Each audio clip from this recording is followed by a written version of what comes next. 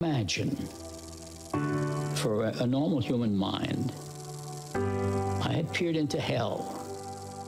It's not something you quickly forget. It was so horrific, they had doubts whether my father had accurately described what he'd seen. Their footage was to become part of an extraordinary documentary produced for the Allies. It was like looking into the most appalling hell. It feels as if the whole human story is there. Unless the world learns the lesson these pictures teach, night will fall.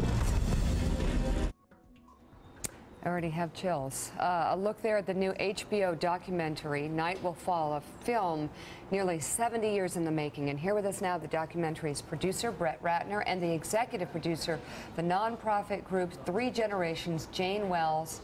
Thank you both for joining us. Of course. Thanks for having me. This is incredible. Jane, personal project for you. Tell us why.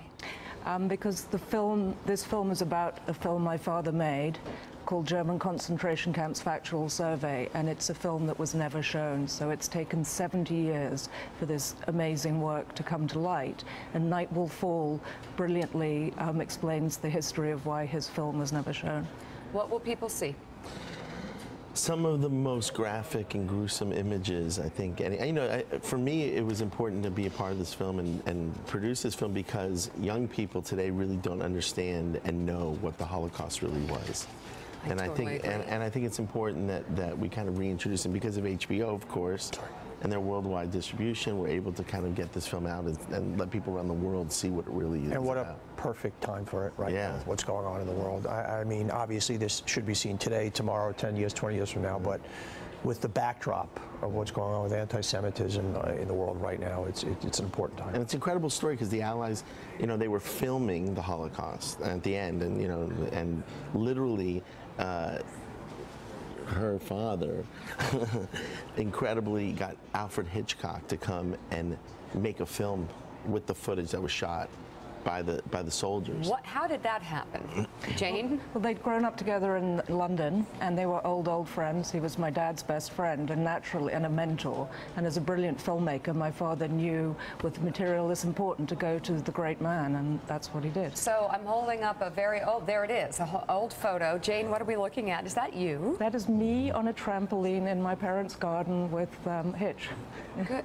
That's what you called him, I guess. Yes. It's great, Brett. I've known Brett a long time. What's nice, you know, Brett, one of the top directors in Hollywood, he makes these billion-dollar movies, and then to put his time against something like this, then it's good for you. I think it's important. I mean, I think it's an incredible story. Not only is it a great film, but it's also the fact that the British never let this film ever see the light of day. So this is a film about the making of the film that her father made 70 years ago. So for 70 years, this film has never been seen, and all of a sudden, now we have an opportunity to really show the world what really happened. Where is this who took the footage, all of it, and where has it been, and why haven't we seen it?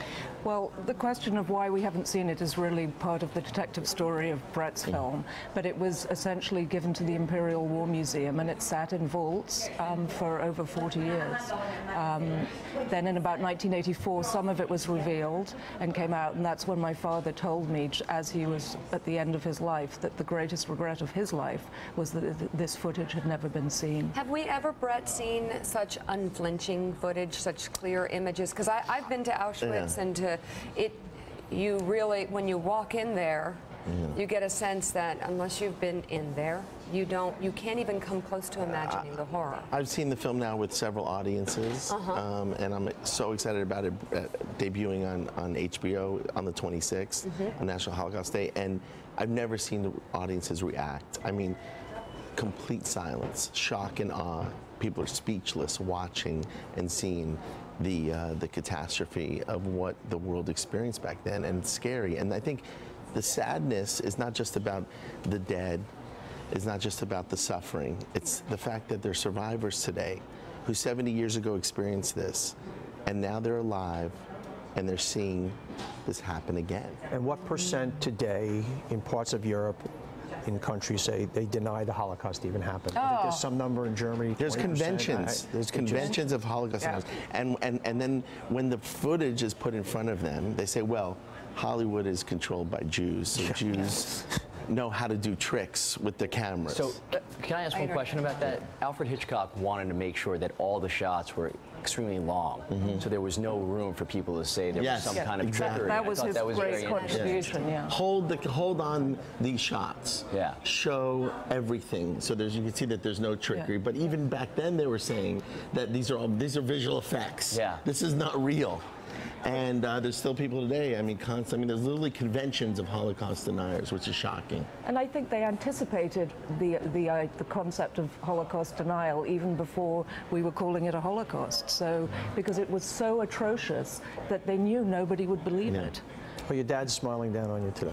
Yes, he really is. Well, I'm smiling down on Brett and the team for that. He's still a thug. It's a wonderful thing they did. You're friends with Donnie, which made me quit, but I really appreciate what you have done. Jane, thank you so much. This is powerful. Oh, the New York premiere of Night Will Fall was last night at the Museum of Jewish Heritage, hosted by another Ratner, Bruce Ratner, who's the president and CEO of the museum and a friend of Morning Joe, of course. And could be my dad. He could be my dad. He could. He's a nice guy. I'm glad he did that. The documentary will air on HBO on Monday, January 26th at 9 p.m. This is a must-watch. My family will be watching, and we thank you so much. Brett Ratner and Jane Wells. Thank you. All the best to you. Thanks for having us. Thank you. You spend years preparing yourself to die, and suddenly you're still here. I thought as time went by, it might leave me. I wanted to forget.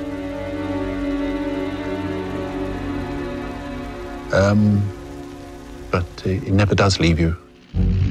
In order to reveal that a person has been brutalized, you have to reveal that by getting close to the person. Now, that went against the tradition of combat cameramen. My instructions were to film everything which would prove that this had actually happened.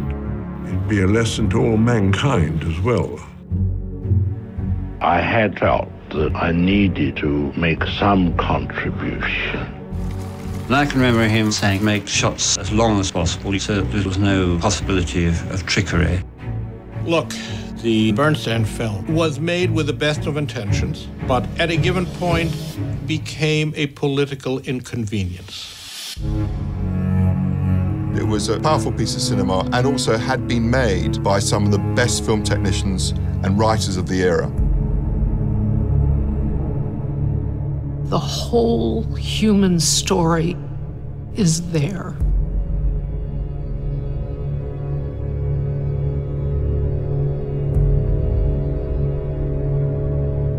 Unless the world learns the lesson these pictures teach,